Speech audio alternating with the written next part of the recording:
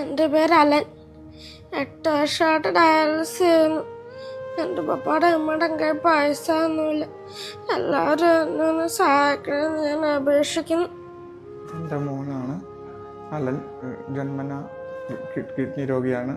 ഒരു തവണ ട്രാൻസ്പ്ലാന്റ് ചെയ്തു. 1.5 വർഷത്തോളം നിന്നുള്ളൂ. ഞാനാണ് കിഡ്നി കൊടുത്തത്. അത് ഫെയിലായി പോയി. ഇപ്പോൾ 5 വർഷത്തോളമായിട്ട് വീണ്ടും ആഴ്ചയിൽ 4 ദിവസം വെച്ച് ഡയാലിസിസ് ചെയ്ത് വരുന്നു. ഇവൻ്റെ ചികിത്സാ ചിലവുകൾക്ക് ഒരുപാട് തുക കണ്ടെത്തണം. എൻ്റെ നാട്ടുകാരും കൂട്ടുകാരും എല്ലാവരുമാണ് എന്നെ ഇത്രയും സഹായിച്ചത് ചികിത്സ മുന്നോട്ട് കൊണ്ടുപോകാൻ. തുടർന്നുള്ള ചികിത്സയ്ക്ക് എന്നെക്കൊണ്ട് ഒരു മാർഗവുമില്ല. ഇത് കാണുന്ന എല്ലാവരും ഇവൻ്റെ ചികിത്സയ്ക്ക് പറ്റുന്ന സഹായം ചെയ്ത് തരണമെന്ന് അപേക്ഷിക്കുന്നു. ഞാനിപ്പോൾ നിൽക്കുന്നത് പാലയിൽ മരിയൻ ഹോസ്പിറ്റലിലാണ്. എൻ്റെ കൂടെയുള്ള അലൻമോന് കഴിഞ്ഞ 8 വർഷത്തോളമായി കിഡ്നിക്ക് അസുഖം ബാധിച്ച് ഡയാലിസ് ചെയ്തുകൊണ്ടാണ് ജീവൻ നിലനിർത്തി വരുന്നത്. 2018 മോൻ്റെ കിഡ്നി മാറ്റിവെച്ചതായിരുന്നു. നിർഭാഗ്യം എന്ന് പറയട്ടെ, മാറ്റിവെച്ച കിഡ്നി 1.5 വർഷം മാത്രമാണ് പ്രവർത്തിച്ചത്.